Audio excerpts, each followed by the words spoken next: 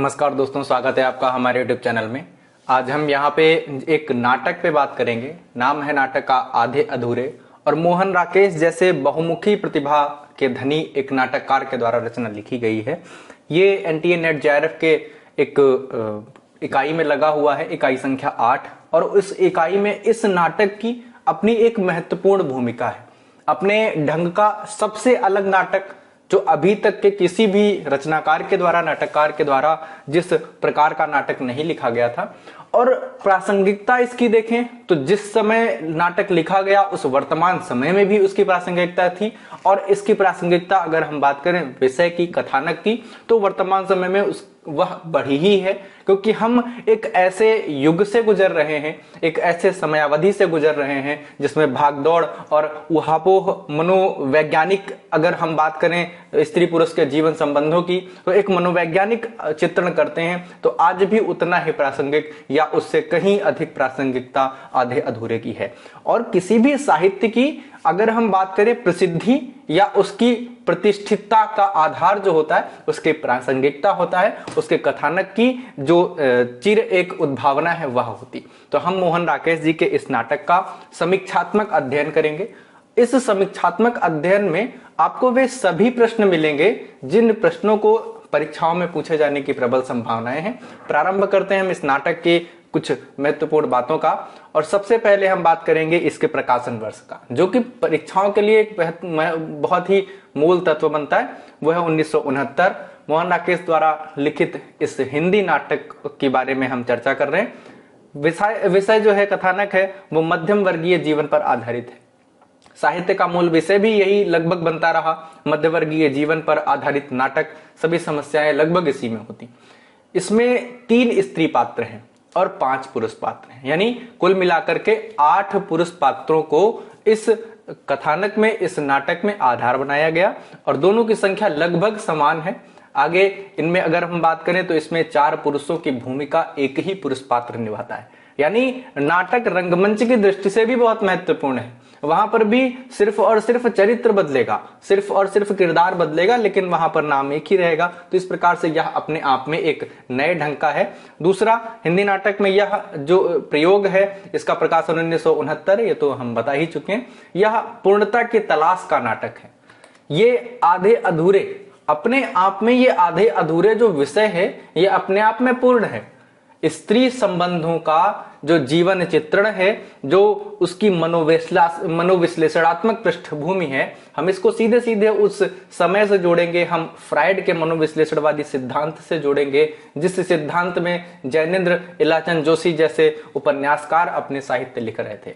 जिन रचनाओं के माध्यम से हमारे महत्वपूर्ण कवि, सप्तक के कवि, तार सप्तक, जो प्रयोगवाद की प्रतिष्ठा हो रही थी, साठोत्तरी तक वह अपने इसी प्रभाव का एक प्रस्फुटन, प्रतिचित्रण उपलब्ध करा रहे थे। उस ढंग का ही एक रहता है। यह पूर्णता की तलाश है, जिसमें एक स्त्री जो है वह सब कई सारे पुरुषों के साथ रह करके जीवन की पूर्णता का अनुभव महसूस करने के प्रयास करती है, लेकिन कहीं ना कहीं जीवन तो कुछ और ही विषय उपलब्ध कराता है। इस नाटक को मील का पत्थर भी कहा जाता है, जो कि इस पूर्णता की तलाश के लिए रहा, और आगे के बहुत सारा साहित्य इस आधार पर लिखा भी गया। पात्रों की एक छोटी सी चर्चा कर लेते हैं, क्योंकि महत्वपूर्ण है और कई बार परीक्षाओं का एक प्रश्न बनता रहा कि महेंद्र नाथ किस नाटक का पात्र है। तो चलिए बात करते हैं। सावित्री, जो कि एक कामकाजी मध्यवर्गीय शहरी स्त्री है।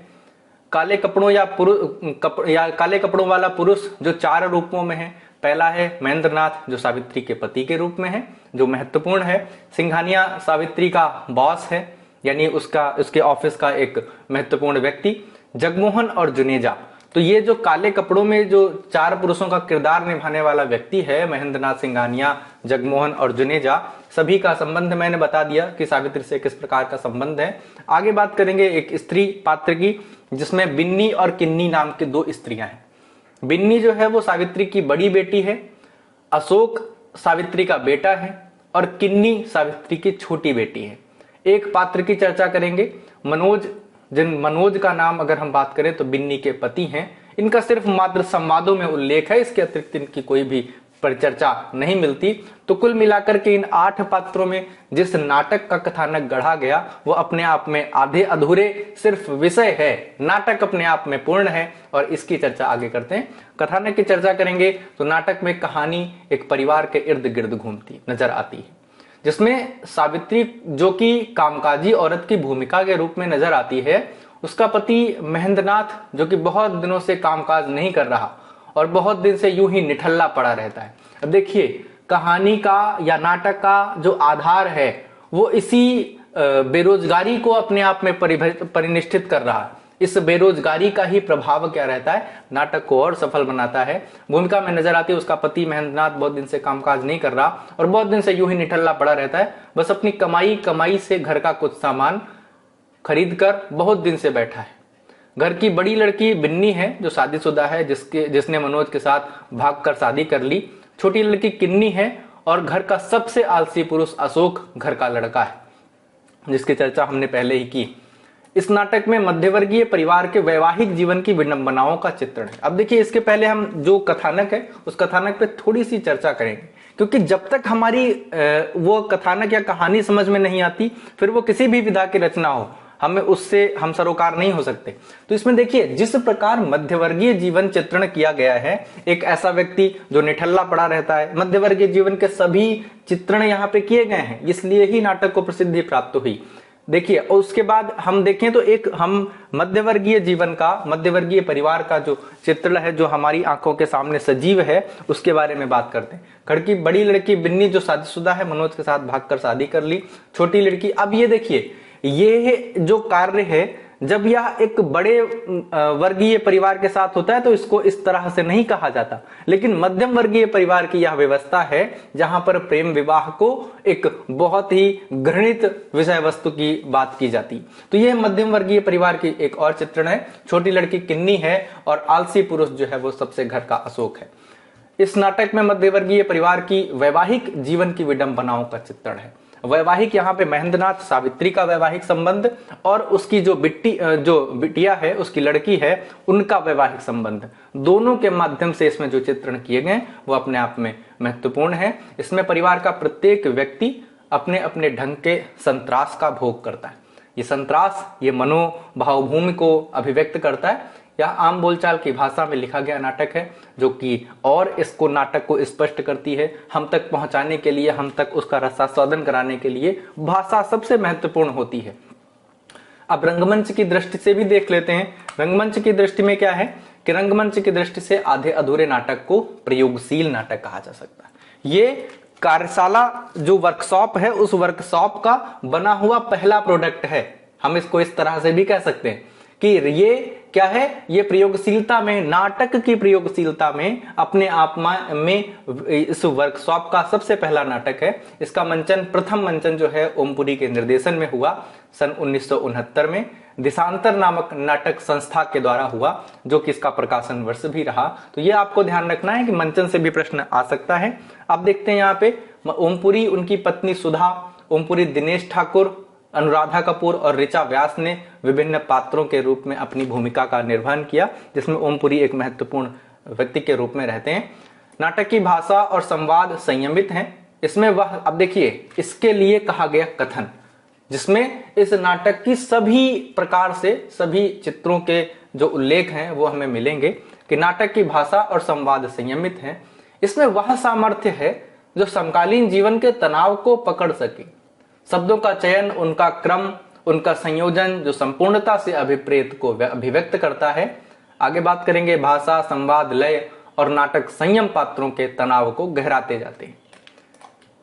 यह नाटक मानवीय संतोष के अधूरेपन, अब देखिए, मानवीय संतोष के अधूरेपन का सहज स्वाभाविक चित्रण प्रस्तुत करता है। मैंने अंडरलाइन इसीलिए किया कि यह अपने आप में महत्वपूर्ण बिंदु है।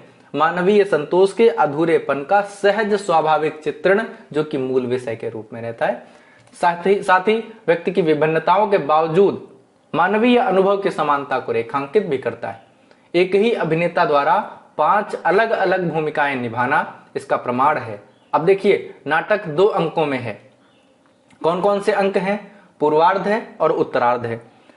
प्रमाण पूर्वार्ध और उत्तरार्ध में मिलता है। नाटक के पात्रों के नाम नहीं दिए गए। काले सूट वाला आदमी, पुरुष दो, पुरुष 3, पुरुष 4, स्त्री, बड़ी लड़की, बड़ा लड़का आदि पात्र हैं जो संवादों के रूप में पहचाने जा सकते हैं। यह वस्तुतः एक अपने आप में नया प्रयोग है।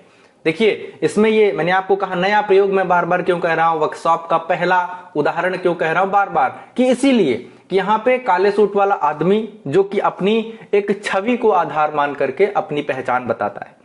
पुरुष 2, पुरुष 3, पुरुष 4, बड़ी लड़की, बड़ा लड़का अपने आप में एक नए प्रयोग के रूप में है जो संवादों के द्वारा पहचाने जाते हैं। जो अपने जो कथन कहते हैं, जो अपने संवाद करते हैं, उनके माध्यम से वो पहचान उनकी हो पाती है।